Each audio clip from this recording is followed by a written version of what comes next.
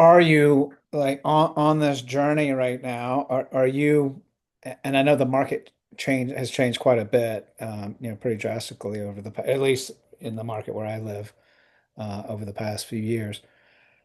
Are you are you more looking for additional projects, or are you trying to keep up with the projects that you have? Like, where are you putting your Um, foot on the gas and where are you putting your foot on the brake? If yeah, so I am a big fan of managed growth.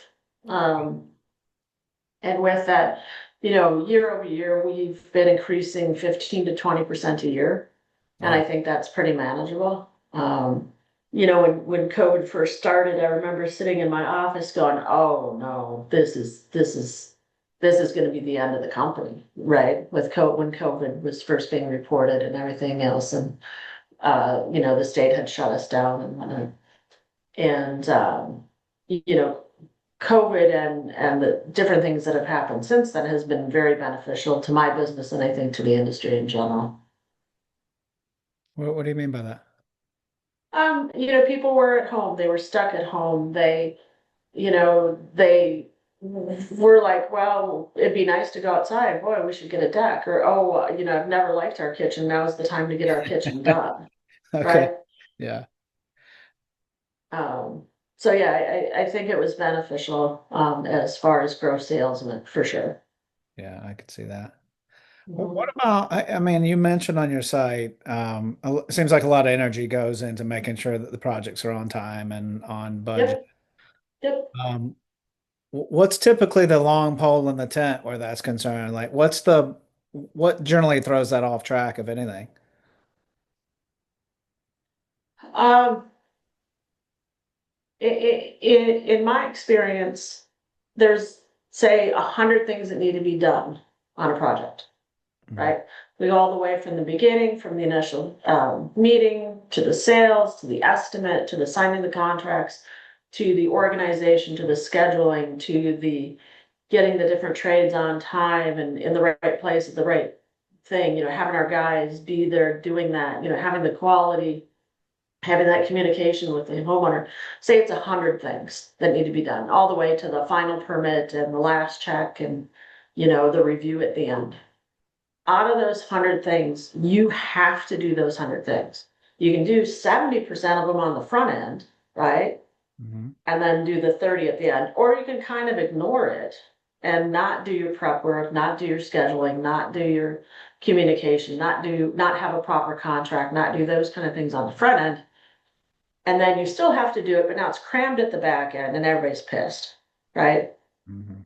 Because now all of a sudden it's disorganized or it's going over budget or it's out of schedule or the items that they wanted um, aren't there, right? Because you didn't order them in time or they didn't select them in time, Right. right? But So you it, have to do those 100 things no matter what. right. So, I mean, it sounds like a lot of it is about really managing the homeowner expectations as well. Yep. Well, screening is big, right? Um, Through the years, we have learned how to screen our customers pretty hard, right? Okay. Um, we have also learned that when you say no to a customer, no, we don't want your job, no, we don't want your money, that you have to be very delicate about that. They do not take it well.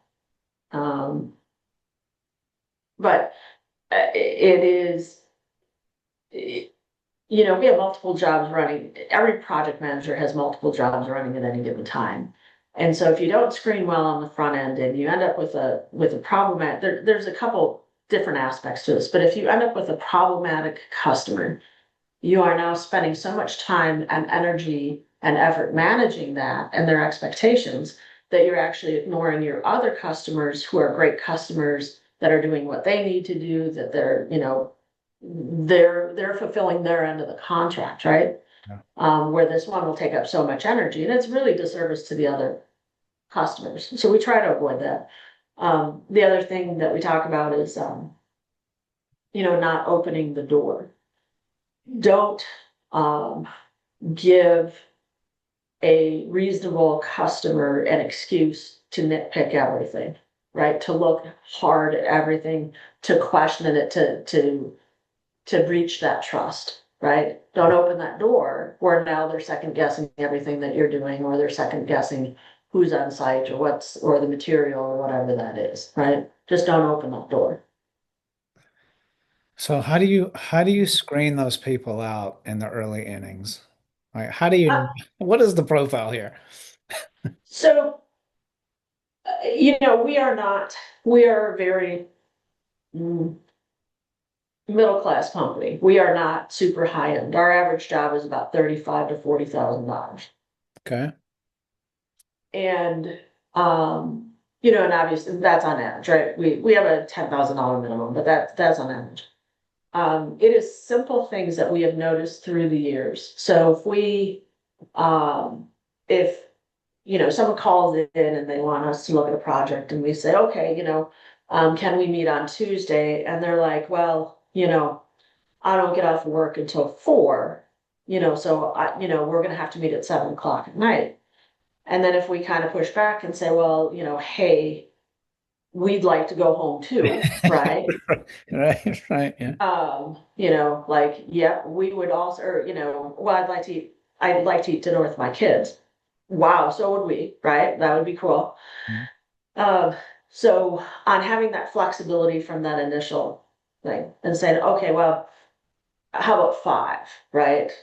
But Mhm. if they say, no, we can only meet you on Saturday at noon, it's probably not a good fit.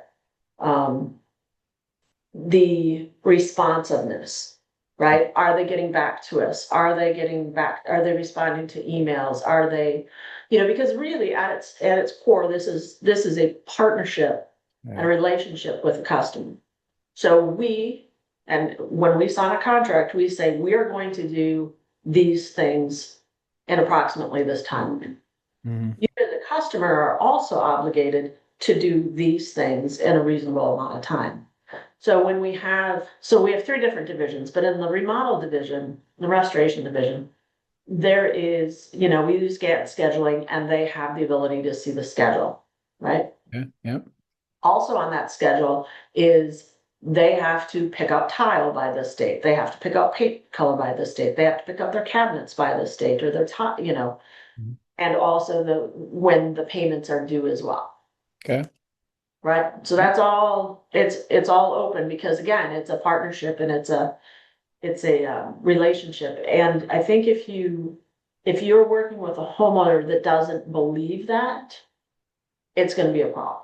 If they believe that we are there to serve them and we should be happy for the opportunity to serve them, then it's probably not going to be a good fit, right? Yeah. If it's a time issue, or Um, sometimes people talk about money, but it's not really too much. We price condition them. If it's a complex project, we'll have a designer come in. If it's a simple project, no, but we'll price condition them either on the phone or in the initial meeting and say, okay, what was your budget for this? Or your investment for this? And if they're way off by a multitude, then it's like, okay, well, here's what it's going to be, right? Approximately, and then if they decide to go forward, we'll put together a more formal proposal. Um, but it's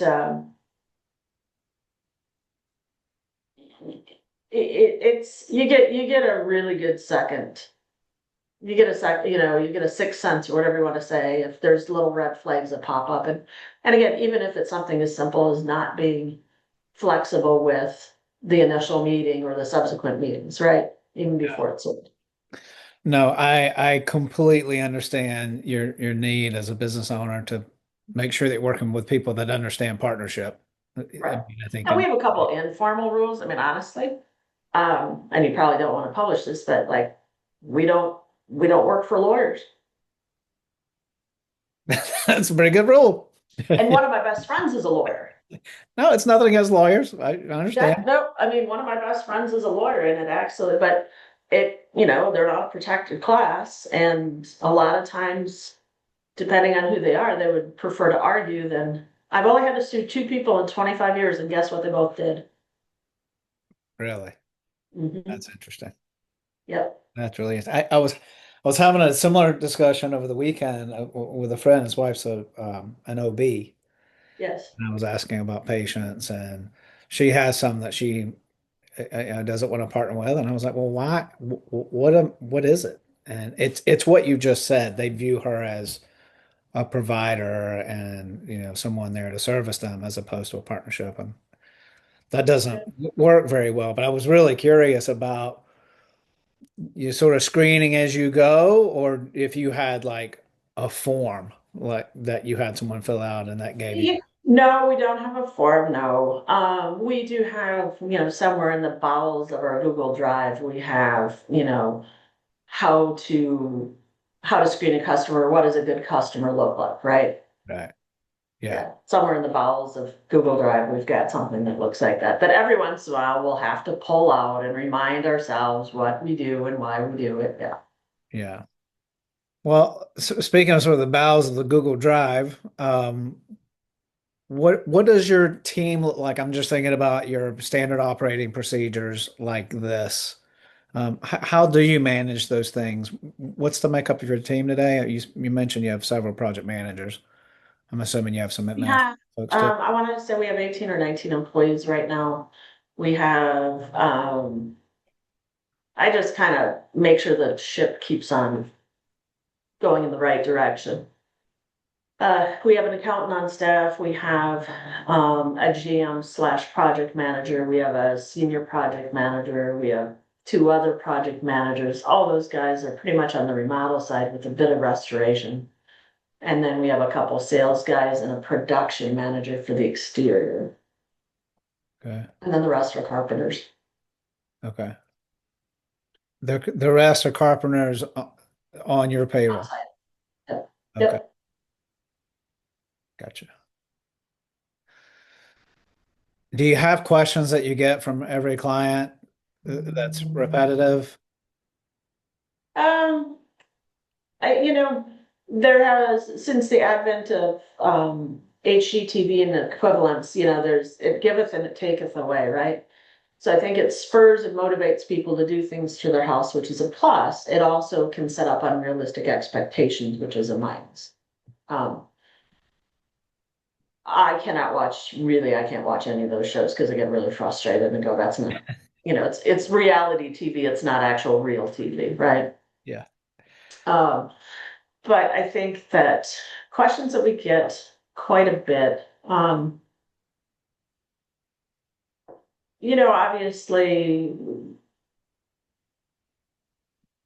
there is a bit of reticence that you have to overcome. Some people come to the table and they are fearful, right? They've heard bad stories, they had a bad experience, they don't know what to do, their brother-in-law had a bad experience, those kind of things. So, it's establishing that trust, establishing that rapport. But as to specific questions, not really. I learned a long time ago that my business and what we do is we're basically a one-off every time, right? Every single project is a one-off. We are not a volume new house building, Right. right? Yeah. And how I learned this actually is I had known a guy that builds fast food restaurants, right? And he came up with a system and he's been very successful at it and he's doing very well with it. And so he builds new restaurants all over the US. And he has a system where basically gets, a couple containers dropped off with everything that needs to happen in there, down to the sink faucet, down to whatever it is. You get model A, B, or C. And we were going around and looking at a couple of his job sites down in Ohio, I think, and looking at some of those things, and we were discussing and comparing and contrasting our businesses and what we did. And he looks at me and goes, you can't really do this as far as processes and that kind of stuff. You really can't do this because every single one of your jobs is a one-off.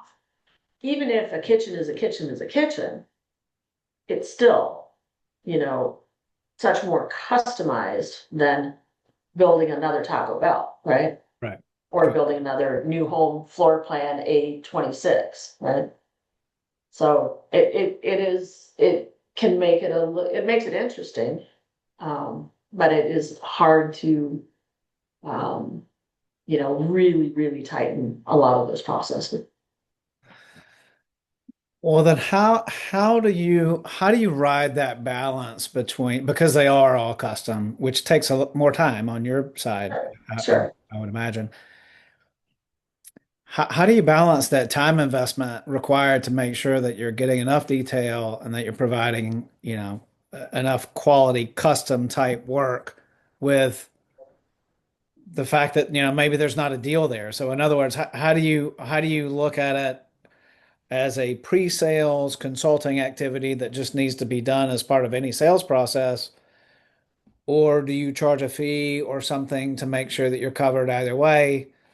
Right. Some sort of nominal fee? Like, how do you protect yourself from the looky-loos and the, Right. So again, we go back to screening, right? It goes back to price conditioning to say, okay, how much I need my basement finished. Okay, great. How much do you think that a basement is going to cost? Well, 20,000. Okay, well, it's going to cost, 80 to 100, right? And so part of the questioning goes to, okay, where did you come up with that $20,000 number? Right? Well, I don't know. I just thought it, or I watched some show, or, when we bought this house 10 years ago, the builder said that they would finish the basement for 20 grand and, whatever those things are. And then it's also to say, okay, well, this is what your investment's going to get you, right? And it is differentiating. We have also learned through the years, you cannot just go and pick up your cabinets at Home Depot and we're going to install them, right? You're not going to be able to pick up have somebody else do LVT, or your brother-in-law is going to paint your house in between and all those kind of things, right? So part of the way that we're able to give better customer service and a better end product is because of the control, right? So every single sub on there, every single employee is ours, right? yeah, You can't just go pick up your bathroom fixture from Home Depot or Menards or whatever. Like, it has to go through our plumbing and our plumbing supply, because otherwise we can't warranty it, right? So controlling those factors, having good trade partners, mhm, right? To know that that's a level of quality and that that's the timing, and everybody has their pluses and minuses, right? Some you have to babysit, some are fine, whatever. But being able to control the entire process is very important, right? yeah, I can't count on your brother-in-law showing up at any time to go paint, or you gonna go paint or whatever that is. Like, and that also is a learning process. You learn that through the years. At the beginning, like, sure, you can go paint, we used to be able to paint Friday, Saturday, Sunday next week. Well, then they don't, right? Kid yes, breaks an arm, who knows? They have a tournament. Now it's behind. And now when that throws our schedule off, it just doesn't make it where the plumber can't come in, or the cabinet guy can't come in on Monday. Now we get to the bottom of the list of the cabinet guy's schedule, right? So it can really snowball. Um, and having reasonable expectations, making sure that when you are building the schedule, that you do have enough fluff in there, that if someone does break their arm, you have enough fluff. But you cannot rely on homeowners or their brother-in-law, whomever, to work within the same system that we've developed, no, right? I get that. When you're going through through these proposals and the money side of things, this is just for my own. I'm just curious. Sure. Do you spend any time on um, what the payoff might be from a return perspective, or do you just more focus on functionality and what they're Yeah, really so back? we might reference, sorry, I'm a terrible interrupter, but we might reference remodeling magazine, return on investment. I can't think, cost versus return, cost versus value. I can't think of the words right now. So they put out a publication every year that says, if, like, one of the best returns on investment is like a new front door, right? Really? Or garage doors. Like, that's a great return on investment for whatever reason. And a kitchen is 70% return on investment, or 80%, or so they actually have a list that says, hey, this is what you can expect in this market to have as a return on investment. So that can be part of the education process. There has been times where people are like, well, we're not sure if we should move or if we should remodel, right? Um, and that's certainly something that they could talk to a real estate agent about, right?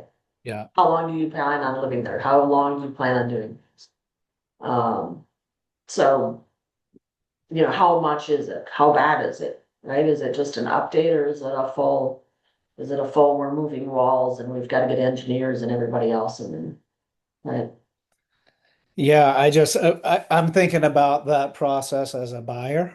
Yes, And I've also been on, I've been on the revenue side of things my entire life, so I'm sensitive to what that process looks like for the consumer. But for me as a consumer, as someone who's doing this right now, both a new build and something with our existing home, um, I created that sensitivity analysis that told me, how I could budget in such a way that I wouldn't outrun the value of the neighborhood and we could get the things that we wanted without correct. overpaying because I've made that mistake before, Sure. We over all, investing in a place.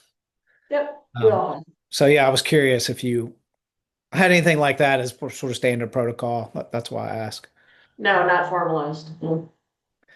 What, how big is the sales process in terms of you did a really effective and efficient job a minute ago, walking through the entire process from meeting the client to setting expectations, the budget, the selection, the project management, and the delivery. What do you like? Like for you personally, where's your preference in terms of time spent? Is it with the end user, or would you rather someone else deal with that and you work on the So I am not a project manager at the current moment and uh, haven't been for quite a while. There's no job I have not done here through the years. There's been 25 years. I mean, and part of running a business is also learning how to hire effectively, right? mhm. And you learn that one the hard way also, right? Yeah, But learning what are we looking for? What are we doing? So right now, and actually for quite a few years, we've had really good staff. And I have not had to particularly do damage control. I haven't had to run jobs. I think the last time I sold was probably about 4 years ago. And that was more on the exterior side. We had a big storm that came through, and so we were trying to do that. What do I personally enjoy? Um, I personally enjoy that we are able to give a different experience, if that makes sense. It is, you know, kind of recreating the wheel a little bit. And it's taken a long time to do that, but we have changed a lot of the experience. And some of it has been forced on us, right? And some of it has been, granular and helping and happening within us. If you want to talk, when I started, there was no such thing as reviews, right? There was no reviews. And now, I project mean, review or business review? business review, Okay. right? Yeah. There was, again, we're talking about internet. There really wasn't an internet, let alone reviews, let alone websites, let alone on any of those kind of things. So, and I'm not against it. It was just a different animal. And now, so that process makes us change things, right? Internally. Even if it's as simple as asking for reviews, right? Let alone responding to reviews or making sure that we're doing the right thing. So it is, there's other things that we do too that I think are becoming a little bit more common now, but we're kind of, more leading edge when they started. From technology, we had just simple things like, book your own appointment. You go to our website, you can say, I want to book my own appointment at 9 o'clock on Tuesday, right? Mhm. I would say I'm one of the very few that do that even now to this day, and we've probably had it 8, 10 years, right? Interesting. Yeah. The employees, it's unlimited PTO for all of our employees, right? And it's actually my son-in-law was talking about his job, and he works in advertising, and he has a great job, and he was talking about how he has unlimited PTO, but it's 15 days. I'm like, well, but that's not unlimited PTO. Yeah. Like that's not, The and it's opposite. it's it's a well-known, it's a well-known successful organization. It's not, somebody on the back of the car. Um, so but having unlimited PTO, having, a lot of the benefits, again, when I started, there was no benefits, right? Yeah, There was no health, there was a little bit of 401. There was a little bit of 401, I take that back, but there was no health insurance, there was no life insurance, there was, interesting. none of that. And everybody here is on salary. We made the switch to carpentry for the carpenters to be on salary, and we just keep track of hours and make sure that it ties out at the end of the year. We may be switching back. I'm not quite sure about that. We'll make that decision at the end of the year, but as of for the last 2, 3 years, we've been running salary as well. If you switch back, you switch back to more of an hourly situation. Is that what you? Correct. Correct. So that's helped give the people, I'm assuming, more consistency and more Correct. comfort. Correct. And additionally, I mean, in my industry, keeping good people, having the skills, having all that, it has definitely been, it kind of comes and goes, but it's definitely been a struggle of having good qualified candidates and employees. Right. So obviously we want to do things to retain them. We want to do things to make them reasonably happy most of the time. Yeah, well said.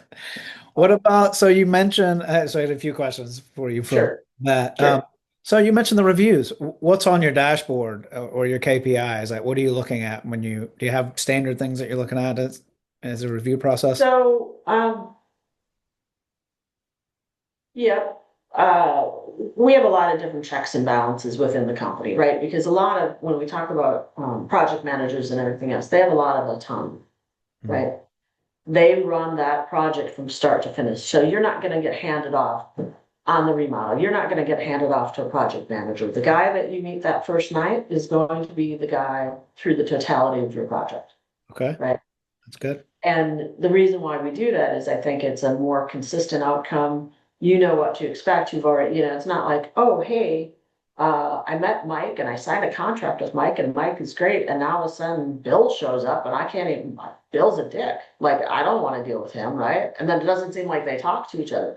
So from a customer standpoint and from a company and control standpoint, who you meet on the front end is who you deal with the entire way through the project. And I do think it really minimizes some of the, well, he said, she said, it minimizes some of the confusion. Just we all know what's supposed to happen, right? And Yeah. now I forgot your question. I'm sorry. No, I was just asking about you're going down the path to answer a different question, but I was asking about what's on your dashboard, the metrics and things Oh, that for you focus on KPIs. for the reviews. Um, does it meet margin? Is it within the time period? Do we get a good review out of it? Um, does it meet our standard of quality, right? Are our subs happy, right? Are subs also having thing, are the carpenters happy? One of the things we also do when we talk about checks and balances, one of the things that we also do is we send out a survey, actually to, not our customers, but the leads that we didn't get, the leads that did not turn into jobs.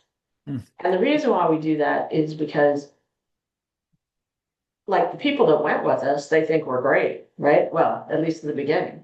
I mean, they think we're great. They've put stock in us and they say, yeah, that's great.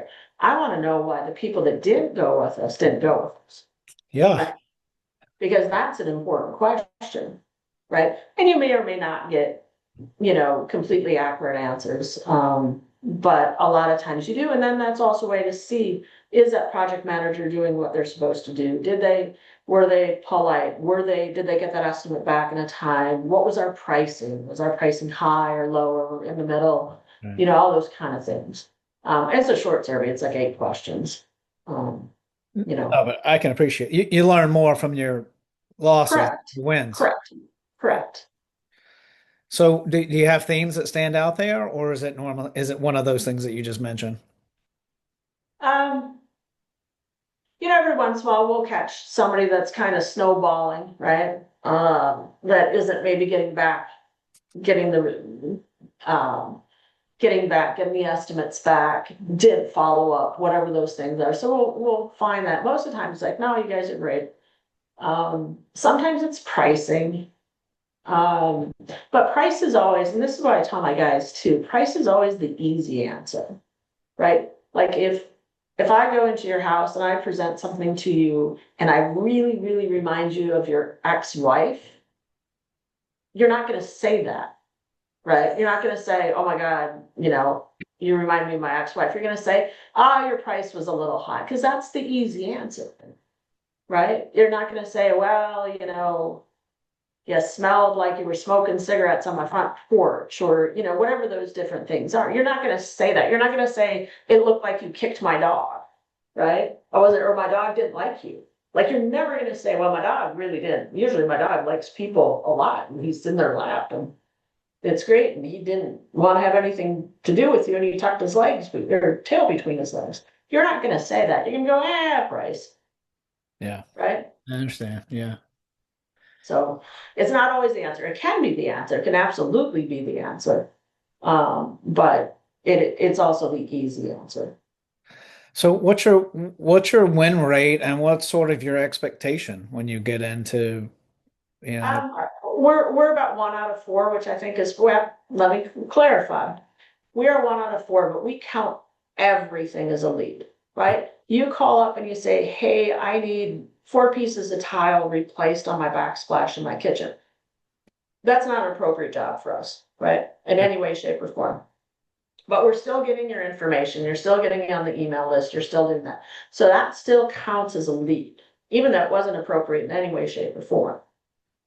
We have been doing it rightly or wrongly like that since the beginning of time. So at least if we're wrong, we're consistently wrong, wrong right? but consistent? Yeah.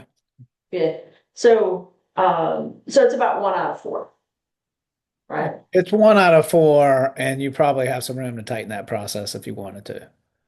Correct. I'll run into guys and they're like, wow, I closed 70% of my jobs, or I closed 50% or 90% or whatever it is. It's like, yeah, I'm gonna call bullshit, because it is, it could be worse. It could be worse than 1 out of 4, absolutely. But some different different companies measure it differently. So some would never measure that tile backsplash ever, right? Some don't measure until they're actually sitting in front of the homeowner, right?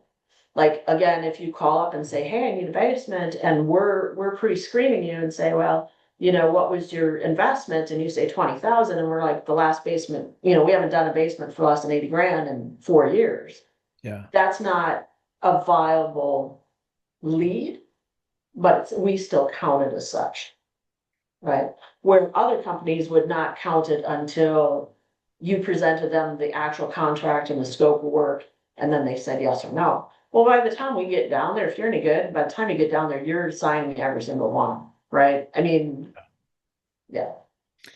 So, as a business owner, if you could change something with regard to the selling process, what would you want more leads? Would you just want a higher close rate, or are you really comfortable with where it is in terms of managing your growth?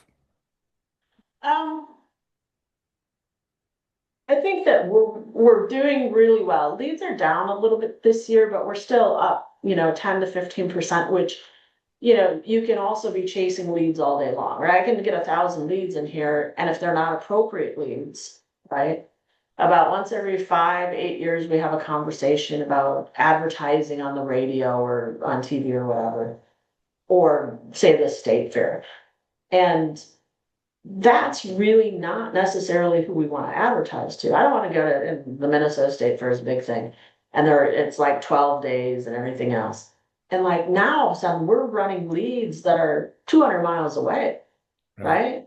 We're running leads that have nothing to do with what we do or where our sweet spot is or who our customer is or any of that. So, when I deal with the SEO company, that we have a good one that we've had for quite a while, it isn't how many leads, it's how many jobs. That's really what we measure, Yeah. right? Um, so And is that where most of your leads are coming from, SEO today? Like, where's the, no, we have about 30 different ways that we get leads in. Whether it's networking, whether it's home shows. We don't do a ton of home shows, but we do half a dozen a year. Um, networking that, trucks, trailers, signs. We do have SEO, and they're a pretty good company on that, whether it's in some social media. We don't have a huge social media presence. Again, there's been things that we've done through the years that people are really excited about, but I don't need some guy. We did a penny floor that reminds me of it, that people were super excited about. But some guy calling me from Massachusetts asking me how to install it isn't really a great lead, right? Right. Do you have a Um, lead scoring system? no, but that's an interesting concept. Huh? No, we do not. Okay. I mean, 30 sources is that's quite Yes. a funnel, Yeah. So Yeah. there got to be some insights in there. Yes. Yeah. Oh, well, okay. So let me back up. So we don't necessarily score them that way, but we do create a spreadsheet at the end of the year and we compare it year over year where it's, okay, we spent, here is this lead. We spent X amount of money on it. We got 3 leads from it. How many turned into jobs and what was that job average, right? Right. Yeah. So, surprisingly, I think trucks was really high. And then also, when you're asking the homeowner that information, there's also a lot of, I don't know, right? Like you may or may not get an accurate answer. Maybe they saw, and we've had conversations, maybe we had a job that we got because of networking, right? So we have a job from networking. We put a sign in the yard, right? The homeowner sees that sign. Is that a network? And another homeowner sees it, calls us, and we get the job. Is that a sign or is that networking? Because the sign wouldn't be there if the networking didn't happen. But they saw the sign. And then maybe they saw the sign and then went on Google and was like, and then when they call, they'll just say Google, right? So you can never make that perfect. But again, we're consistently wrong. Well, I mean, you can't make it perfect, but you're already, even if you don't have a lead scoring system for the specific leads, it sounds like you are looking at the sort of the quality or Yeah, quantity from the yeah, different sources. It sure. does sound to me like a lead scoring system might help you at Yes. the lead level Yes, if yes. everyone's running the Well, same energy toward everyone. correct, correct. And then it also changes as well, right? For example, the BBB was great for leads. They had a little program in there and it was pretty much a slam dunk. We would know that it was a slam dunk when we ran that lead, at least a 50% close ratio. And it was great. And then the algorithm changed, or they changed, or something changed, or there was more people involved, or whatever that was. And now, we don't advertise with them anymore, right? Because it lost its effectiveness. So being able to track that is important, right? Yeah. And again, we track how many leads, how many sales, what kind of sales percentage closed, what was the average sale? Because some will be, $15,000 averages and some will be $150,000 averages. So we do look at that from a yearly basis and a year over year basis as well. Do you do proactive, do you do proactive targeting as well, or more? What do you mean by that? Um, do you profile certain types of prospective clients and have some sort of targeted outreach to them directly?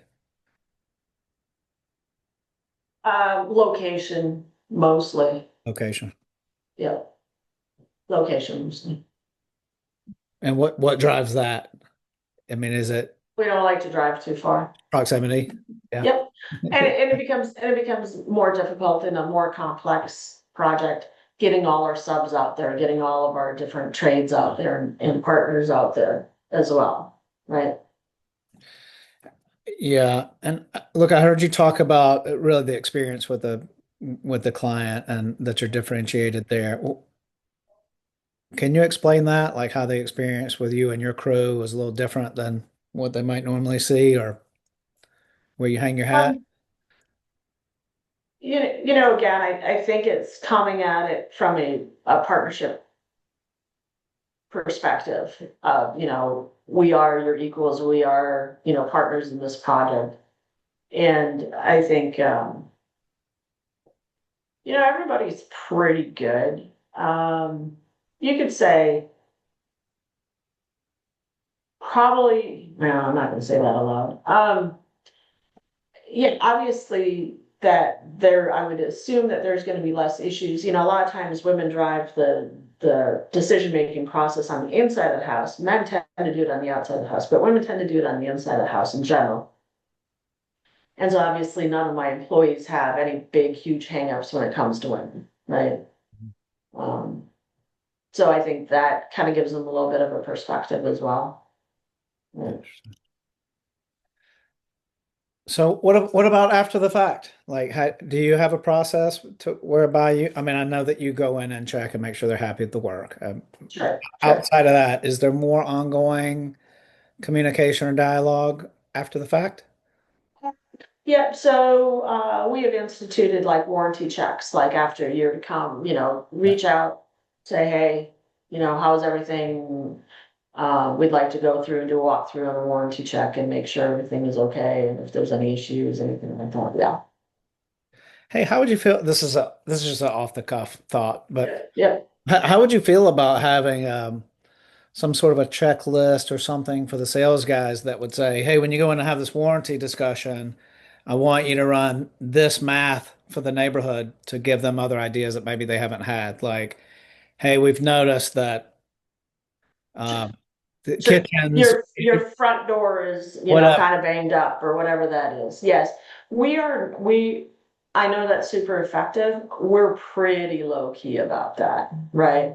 Yeah. So another thing when we talk about sales versus remodeling type organizations, one of the things I've noticed is that there is a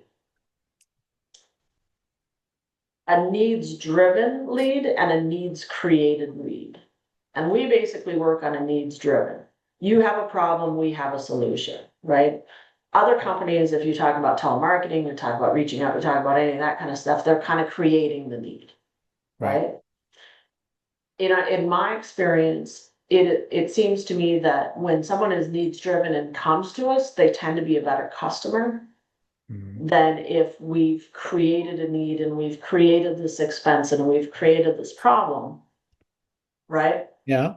that we that I think those and part of it, I'll back up a little bit. We do a bit of insurance restoration work, whether it's inside or whether it's storm damage or whatever that is. And those customers, we're kind of meeting them where they're at, right? They woke up yesterday, they were fine. Today they need a new kitchen, Mhm. right? You said you were going through the process. So there's been a lot of thought and planning and money management and everything else to get you where you're at. Mhm. If your kitchen flooded tomorrow, you weren't necessarily prepared for that, right? Whether it's financially, whether it's mentally, whether it's, plus you're dealing with the loss itself, right? Let alone fires or anything like that, just a simple water loss. So, um, insurance restoration customers tend to be a little bit different and a little bit more managing, right? You have to manage them a little bit more because again, they woke up yesterday, everything was fine. Today, they need a new kitchen, right? Yeah. I can see that. And I don't disagree with you that a needs-based lead is more valuable than the other. Right. Um, I think a respectful debate would be, I think the other side of that coin is if you can manufacture a business out of thin air, Sure. it sort of protects your business in term with downturns and things like that. I think a lot of businesses, and you look at the sales organizations and the numbers, if it rides directly in line with the S&P 500, you're like, well, you're getting the orders when they're available to be gotten. Sure. But Sure. but if you can create them in those down periods, then Correct, correct. And we do not have a formalized way of doing that, right? Um, it is certainly when we're busy, we're not doing warranty checks, right? I mean, we're doing them consistently, but we're doing them in slower times of year because we are seasonal at some level. And we obviously reach out to homeowners and, we have specials, we have different things, we have, things of that nature. Um, And I think part of that really goes back to um, me starting off as a carpenter. So if I go to your house and I'm supposed to replace two windows on your house, right? I have the scope of work, I've got the windows on site, I've got everything I need on site, I got the tools, I show up, I'm gonna put in two windows today, right? Mhm. It is very difficult to go, even if I notice that your door is banged up or it's not hung up right, or your storm door is, sitting over on the side of your house, everything else. It's very difficult to go from a mental standpoint of like, hey, I'm doing two windows today. I can get those done by 2 o'clock. Or I can talk to you about it and I can talk to you about, boy, you'd really need a screen door as well, or I can install it, or I can anything. I mean, part of me is like, just get gone and get out. So, all organizations, whoever their leader is or their owner is, kind of reflects who they are. So it doesn't surprise me that we're not big on like, oh, hey, suggestive sell, by the way, we have a special going on in garage doors. Have we lost out on sales? Absolutely. But, we got the job done and it turned out really well and I got to leave at 2 o'clock, right? Yeah, yeah, yeah. I'm definitely not down in your process. I don't know. I mean, do I realize that there's opportunity there? Absolutely. Do I realize what, self-reflecting why we don't do that as effectively? Yeah, because I had to go do the work and So as a guy on the other side of that equation, and my experience is not about me, it's about you, but I've always been in technology, and the I've been in scenarios whereby the lift to get someone trained up on the technology is heavy, sure. and it might take 12 months to get this person really effective. Yep, Um, Usually there are ways to shortcut that process to get the person productive if you can help them understand not as much about the technology, but about the money. So when I sure. think about like your situation, I would, in my brain, I'm like, okay, where's the data source to understand how much equity everyone has in their home? And then if I can apply that toward the current interest rate, mortgage interest rate for refinances, then I can go to them and say, kitchens are bringing in this much additional value in your home. Looks like your monthly payment will go up by about this, and your home value would be about that. What do you Sure. think? So I think Is that that part of the sales process or the lead process? Right? I think it could be both or either. Hmm. Yeah. Uh, Right. but there's an endless number of dials that you could be turning on an ongoing basis. So, Sure. I get Sure. that too. Um, you mentioned on your website some software that you're using. Yes. How's that been? I mean, how long has that been in place? What are you getting out of Uh, It's been in place since 2017. Yeah, I tell you, I'm a terrible interrupter. It's been in place since 2017, and when you talked about implementation of software, we thought it'd be about 3 months, right, to implement it. And it was a solid year, and there was plenty of crying and bitching and screaming and everything else implementing it. And we even did it, we did it step by step. So we did part of it like the POs or some of the scheduling. And then after that was better than we eventually integrated like QuickBooks with it and then integrated, and even the software that we have doesn't really have a great CRM system. I keep on waiting for them to get their shit together, but here we are. But I it? do remember, funny story, I was down in Ohio at a conference and conference is a big word, but a gathering of other business leaders. And we were down there and it was kind of a not celebratory, but somewhat celebratory, like, everybody's doing great. This is great and everything else and whatnot. And I was down there participating in this for a day or two. And at the time, I started getting phone calls from the office back in Minnesota, and it was everybody losing their shit over the software that we were trying to implement, right? And we had been implementing for probably 4 or 5 months at that point. And it was just call after call after call after call. And I remember hanging up and going, well, this is ironic, isn't it? Here it is. Here I am thinking that, oh, all these things are going so great and we're doing all these things well and we're using technology and we're better than the average bear and everything else. And I leave for 12 hours and everybody loses their mind, right? This is years ago now, but so yes, implementing and changing technology will obviously get sales calls reasonably often and, well, hey, try out this software, try out this art. And like, no, we're not. This may not be perfect, but we're not going through that anytime in the near future, No, right? But the technology finally got to a place that we use the technology that we use finally got to a place where it was robust enough to do most of what we needed to do. That we didn't have, a sales CRM and a production CRM and a accounting CRM. You know what I mean? We didn't have all those different disparate software that would not talk to each other, right? So at least technology is finally caught up the way we wanted it to, for the no, most part. that's good. I mean, I think one of the challenges people have in a niche-based software platform, it doesn't matter if it's healthcare or construction, Sure. is the promise of that is that it's all in one place and that's beautiful and that it's simple.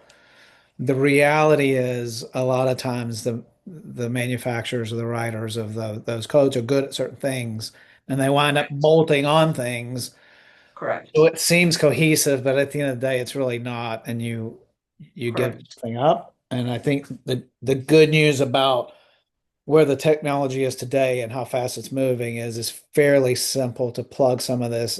Yeah, the UI experience is so much easier, yeah, for sure, Yeah, as well, right? yeah. Yeah. And I think also that yeah, the UI experience is definitely made it easier and coding has made it better. I think whenever we run into systems that are really problematic are really kind of those legacy systems where they've just had, here's the bulk and they bolt this on and they bolt this on and they bolt this on, but they're not willing to just start over, right? Those are the ones that tend to be the most clunky and not friendly and just really problematic software. Yeah, I think it's called technical debt. It's yeah. yeah, Not familiar with it, but hard to yeah. get hard to get away from. Um, where do you want to take this thing? You've been at it 25 years. What's the end goal? I would be looking forward to retiring in a reasonable amount of time. I'm good. I've done pretty well. I've done what I came to do. It's worked out well. I got, you can't just, there's always other irons in the fire too, but um, you can't shut it off. I mean, one of my kids had said to me somewhere along the line, he's like, you know what? He goes, I want to retire by the time I'm 30. And he is, Just aggressive. yeah, now he's 27 and he's out in Seattle, works for Tesla, but not in a position that he can retire at 30, right? Um, and he, but I looked at him and I said, if you're that guy, I said, you can't shut it off. You can't, you know what I mean? If you're that guy, Yeah. you can't shut it off. This is who you are. So yeah, so I probably will always have irons in the fire. No. But would you like for sort of for family members to take it over? Would you like to sell it at some point, or is that No, I think, no, I made that decision a long time ago that I don't think it is fair to the organization or fair to my children. I have 5 kids, or fair to the kids to try to have them take over the company, right?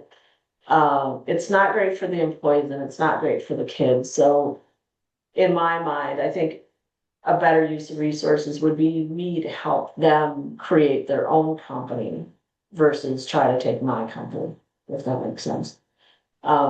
So I do have, I've been grooming for a while. I do have a senior project manager who I think that could take the reins, understand what I want to do, is younger, has ambition, um, has has a lot of good things going for him. So I would feel pretty confident if he took over eventually. would you want to sell it to him or just continue? Yeah, no, I would sell it to him. Once I walk out that door, I would walk out the door. I would not want to half-ass it, you Right. know, be half in and half out of it. No, yeah, I understand. Yeah. Um, And then once it's out of my hands, it's out of my hands, right? I mean, if he runs it into the ground, well, then I guess that's the way it's supposed to be. I would prefer me not running it into the ground. I've been lucky so far, so get while the getting's good, I guess.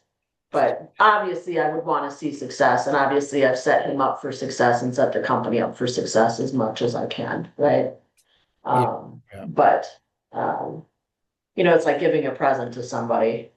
You can't make them use it. You can't make them hold on to it. If they go give it to Goodwill, then that's, you did your best in the best intent, and that's Yeah. what it is. Interesting. Well, some people are trying to run them as lifestyle businesses, and other people want to exit at a certain point. So I was Yeah. just curious of where you are. I've certainly had, again, I've had side projects through the year, and I've certainly, um, and I'm a middle class answer, but I don't believe that legacy wealth is important for kids. I think it's a hindrance in many ways. Um, I only need so many zeros behind my name. Hmm. I definitely do not want to become famous, nor internet famous, nor anything else famous. We saw that doesn't work out all the time, right? Yeah. It giveth and it taketh away. So, you know, I've worked really hard and a really long time on this, and it's been good to me. It's been good to our industry. It's been good to my employees. Um, and that's okay, right? As long as I have enough money. I mean, when my dad died, he had about $30,000 to his name, give or take, right? Okay, that sounds about right, Yeah. right? Yeah. Yeah. Yeah. Yeah. Can't take it with you. Yeah, right. And so, and again, I hope to have, help my kids out a little bit here and there for sure. But I don't think legacy wealth is anything that's a goal. I understand. Yeah. Any parting words? I mean, from you for other people that are trying to get businesses up and running and off the ground. And you've been at it for a good while now. I would say, do the right thing for the right reason. If you are in a viable business, the money will come, right? If you're doing the right things for the right reasons, you're being non-reactionary, you're trying to keep, you know, I have all kinds of things to say, lose the battle, win the war, right? Mhm. What's the goal? And the goal changes through the years, right? When you first start a business, typically you're starting a business to give yourself a job, right? At some Yeah. level. Yeah. And maybe you pay yourself for that job, maybe you don't pay yourself for that job, but that's really the goal is. Um, and then it evolves. If you're successful, then it evolves from there. But um, yeah, there is no life work balance. It is going to be hard. It is going to, you know, yeah, all the same platitudes that everybody else has, you know. Are you doing anything else in the tech space outside of this? What sounded like a fairly massive, almost like an ERP implementation. Are you doing other things on the tech front? Or are you just more focused on? Um, no, I abandoned some tech stuff during COVID, which is fine. Again, that kind of came to that answer of how many zeros do I have need behind my name, right? And there are things that I'm not willing to sacrifice to do that. From the tech stuff, we're definitely integrating more with satellite imagery, pictometry, those kind of things, um, for some of the exterior estimating. Okay. That's helpful. As far as, estimation on the inside stuff, again, we're one-offs. It's not that complex, but it's not that easy to create a process for either. Okay. Yeah. Okay, good. I mean, I feel like for what it's worth, um, that it should be fairly easy to differentiate in your business with just a little bit of automation with the client. The industry as a whole, as a consumer, is bad on the communication and the expectation setting and when someone shows up and they have a process that's automated and you're getting timely, all right, here's what's going on. I know what's happening next, and it's all process driven. I mean, I've seen this with something as simple as lawn care. Right. As a consumer, I was impressed with that. I'm like, okay, I know exactly what they did. I know exactly what they're doing. I know exactly what's next. And these guys are, sort of on the cutting edge. Don't think it's that hard to have a cutting edge advantage in your space, which is part of the reason that we focus on it. Sure, sure. I would agree with that, that there are definitely, even if you talk about some of the visualization processes, someone vaguely introduced themselves to me and they're basically creating um, a 3D walkthrough, right? Warehouse space, you can go get your plans in there and basically have it all, a walkthrough visualizer, right? Yeah. That's not necessarily our clientele, but I think, when you talk about implementing technology, that's one of them, some of the visualization, whether the exterior, interior, 3D renderings, all those kind of things, right? Yeah, I think that's more on the higher end. And as a consumer, that's helpful to me because I have a hard time visualizing the things, but I know Sure, that that's sure. expensive. I think there's a lot more of just really low hanging fruit with just automation with certain things happen in the process. It could all go right out of your CRM. That's a discussion for another day, but Right, right. yeah, it seems like there's a lot of easy uplift for you from, Yes, from yeah. my seat. Oh, no, I don't disagree. I mean, we are very remodeling is a very fragmented industry with a lot of, and it's going to continue to get consolidated, right? Right. Yeah. And that will change a lot of the processes as well, right? Well, it's getting consolidated because you're the belle of the ball. I mean, AI is going to eat so many jobs, and the fact is, you're in a job that Correct. you need people. Right. Correct. But even like, I did touch on it when we first started this, but you're like, what changed? And again, when I started off, there was twice as many people at any given job site at any time. Easily. There's easily twice as many people on site. You had communication, you had managing, you had all of those things, and even from a tech standpoint too, actual tool standpoint, it was just more work than what it is, right? If you go to a new house construction job site, there's half as many people as there were in the 90s. Well, that's interesting. Part of it was necessity. Well, and even if you look at from, oh, absolutely. Even if you look at from the point of, prefab houses, right? Modular houses, a lot of these new neighborhoods that are going up, all of those walls are built off-site, right? Those are built in a factory, they're built in a warehouse, they get shipped out, they get craned on, laid together, and we call it good, right? Right. Yeah. It's not as ham-framed, and part of that is we don't have the labor force that we used to have.